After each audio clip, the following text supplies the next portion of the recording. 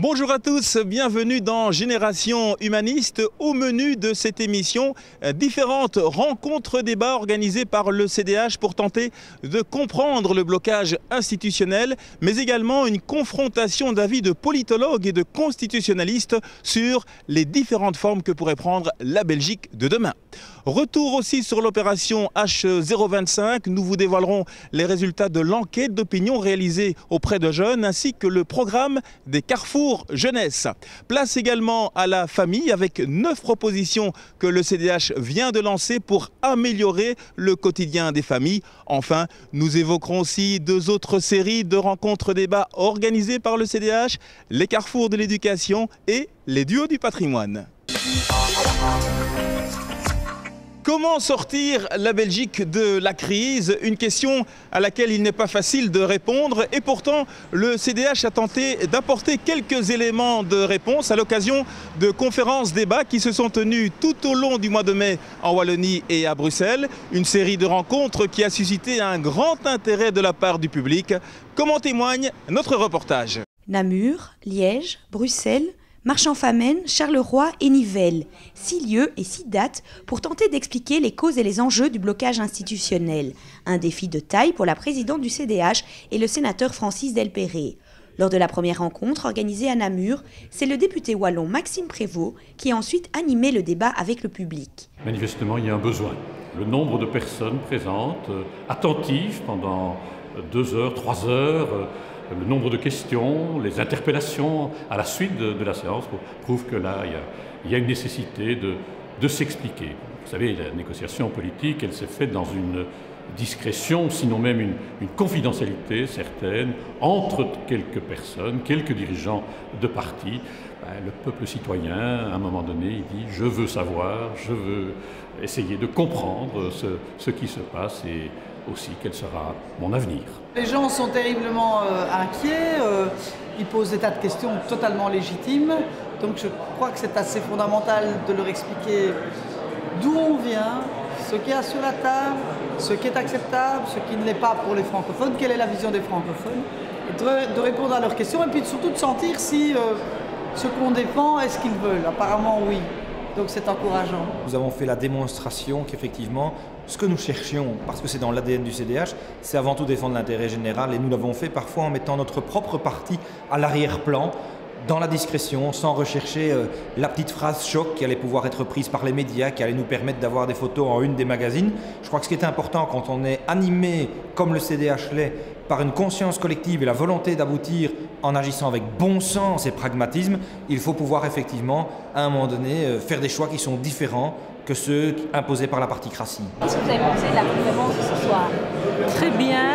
Je suis restée un tout petit peu sur ma faim pour la question parce que, au fait, la question c'était comment sortir de la crise. Mais pas de réponse. On voit bien que c'est très très compliqué à mon avis. Et quand on voit ce qui s'est dit ici, on se doute bien que ça ne doit pas être facile tous les jours pour nos ministres, etc. Le discours était beaucoup plus libre par rapport à ce qu'on peut voir à la télé, donc j'ai l'impression que ça a répondu à pas mal de choses, des questions qu'on se pose, parce qu'on n'est pas toujours au courant de tout vis-à-vis de la politique du pays. Et si vous n'avez pas encore eu l'occasion d'assister à l'une de ces conférences débats, sachez qu'il y a encore des rendez-vous à l'agenda. Vous pouvez consulter les dates sur notre site internet www.lecdh.be. Une autre conférence débat sur l'avenir de la Belgique avait été organisée précédemment par le CPS, le Centre d'études politiques du CDH. 4 politologues et constitutionnalistes y ont présenté différents scénarios en matière de réforme institutionnelle. Une manière pour le public de découvrir l'envers du décor, l'envers des négociations. Un État fédéré Wallonie-Bruxelles, un fédéralisme asymétrique ou encore un élargissement des compétences régionales à Bruxelles. Tous ces scénarios ont été abordés lors du forum organisé par le Centre d'études politiques du CDH. Mais tous les participants au débat, qu'ils soient francophones ou flamands, partageaient un même point de vue. Je crois que tous ces scénarios ont quand même un fil conducteur commun qui est de préserver un État, une autorité fédérale stable et qui est encore en mesure d'accomplir correctement ses propres compétences avec un moyen de financement suffisant. Ça, c'est la ligne rouge de toutes ces propositions. Maintenant, à l'intérieur de celle-là, celle qui a, à titre personnel, ma préférence comme académique, est un modèle au sein duquel l'existence de deux entités a mis en avant, une de la Flandre et une autre qui est une institution coupole qui regroupe la Wallonie ainsi que Bruxelles. Je crois qu'il faut être clair que dans une situation dans laquelle la Flandre revendiquerait un maximum de compétences et ne laisserait subsister au niveau fédéral qu'une coquille vide, les francophones ont intérêt à se regrouper tout en, et je le précise et j'y insiste, tout en maintenant de fortes autonomies régionales tant en Wallonie qu'à Bruxelles. Moi je crois plutôt dans une logique quand même d'une Belgique basée sur 3 voire 4 régions, mais quand même surtout sur base de 3 grandes régions. Est-ce que ça veut dire qu'il faut abolir les communautés directement? Non, mais je crois qu'il faut quand même évoluer un petit peu dans ce sens, notamment aussi régionaliser pour Bruxelles certaines compétences qui sont maintenant effectuées par les communautés comme le tourisme, comme le sport par exemple.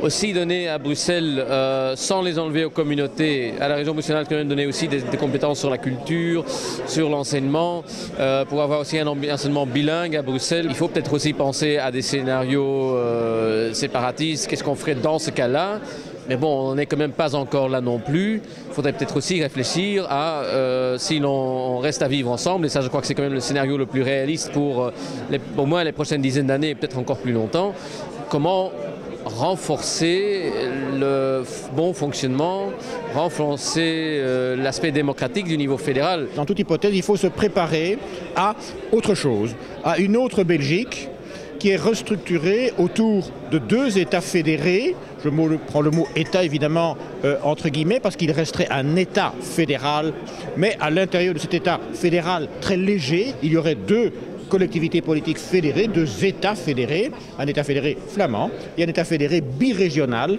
Wallonie-Bruxelles.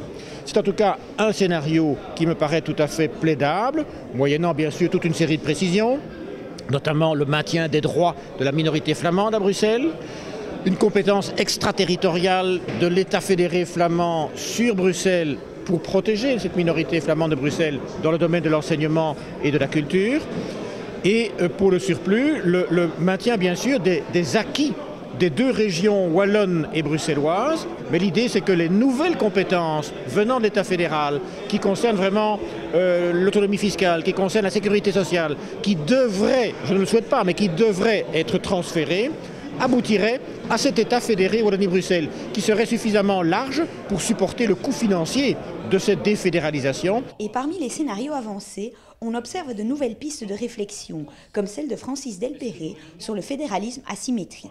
Le fédéralisme asymétrique, d'abord, c'est du fédéralisme. C'est-à-dire que moi, je raisonne, évidemment, dans le cadre d'un État fédéral, et ceci sans doute à échéance de 10 ans. Je ne me situe pas dans une Belgique qui n'existe plus. Maintenant, il ne faut pas nécessairement faire du cartésianisme, considérer que les 3 communautés ou les 3 régions doivent être composées exactement de la même manière, avoir les mêmes compétences. On peut imaginer des régimes différenciés.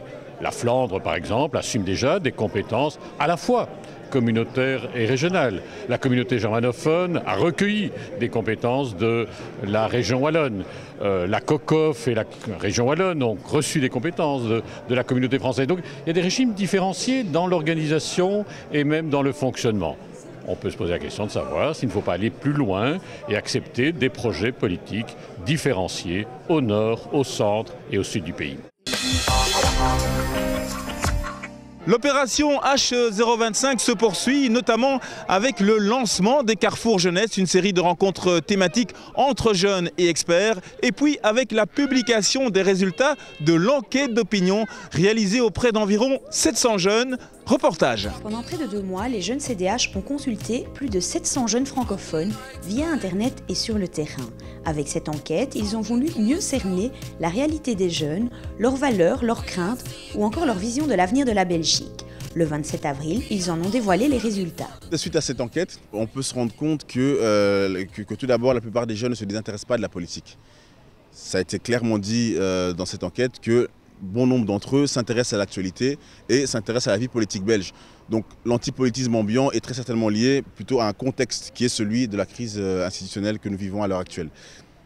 Un autre élément à tirer de cette enquête, c'est de se dire que voilà, les jeunes qui ont été sondés disent qu'ils veulent maintenir une Belgique fédérale forte. Et l'autre élément, c'est une volonté de pouvoir maintenir un lien fort entre Bruxelles et la Wallonie. Les résultats de cette consultation ont également permis de définir 5 piliers thématiques qui orienteront les débats prévus dans le cadre des Carrefours Jeunesse, une série de rencontres thématiques organisées de mai à novembre. Les Carrefours de la Jeunesse, ça consiste vraiment en un lieu de réflexion, un lieu de discussion entre tous les acteurs de terrain, les acteurs de première ligne, les professionnels et évidemment le monde politique, où on dit clairement les problèmes de terrain et où on va pouvoir essayer de faire des injonctions, en tout cas des propositions politiques sur les problématiques qui vont être relevées dans ces carrefours. Chacun s'occupe d'une thématique particulière et personnellement, je vais m'occuper de la thématique liées à la jeunesse et l'interculturalité. Les autres thématiques importantes concernent l'insertion des jeunes dans la vie active. Cette thématique se décline en 4 volets principaux, notamment donc les jeunes et l'entrepreneuriat, les jeunes face aux problèmes de mobilité, les jeunes par rapport aux problèmes de coûts et d'accès au logement, et aussi les jeunes face au premier emploi. Les jeunes et le volontariat, la culture, le sport et la santé, ou encore leur représentation dans la société, seront également abordés lors des Carrefours Jeunesse.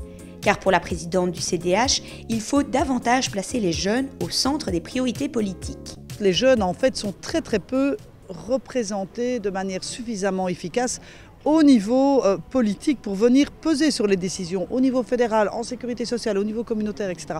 Ils sont représentés dans des secteurs, mais pas comme jeunes pesant sur les décisions des niveaux politiques par rapport à leur vie à eux. Et ça, je trouve qu'il faudrait organiser. Et cet avis est partagé par les parrains et marraines de l'opération Objectif H025, Véronique Salvi et Pierre Miguichat. On dit souvent que la vérité vient de la bouche des enfants. Et donc, il y a sans doute dans les expressions et dans les réflexions émises par les jeunes, hein, de 12 à 25, voire 30 ans, des points de vue qui pourraient être utiles. Et notamment par rapport à des politiques qui sont aujourd'hui très importantes, notamment celles de l'emploi et du logement ou de la mobilité. Mon souci à moi en tant que parlementaire wallonne, c'est vraiment qu'on puisse ne pas simplement se situer au niveau des UNIF ou des hautes écoles. Et donc moi j'insisterai beaucoup pour qu'on puisse aller sur le terrain, qu'on aille voir comment les jeunes vivent à Charleroi, à Mons, à Namur, dans le fin fond du Luxembourg. Et par rapport à toute cette jeunesse, à ce moment-là, de véritablement les écouter, les entendre, et nous parlementaires, de pouvoir utiliser tout ce qu'ils auront à nous dire, à nous exprimer, pour qu'on puisse ensuite les transformer en propositions politiques très fortes. À l'issue des 13 rencontres prévues entre mai et novembre, l'heure sera au bilan, avec à la clé tout un travail législatif.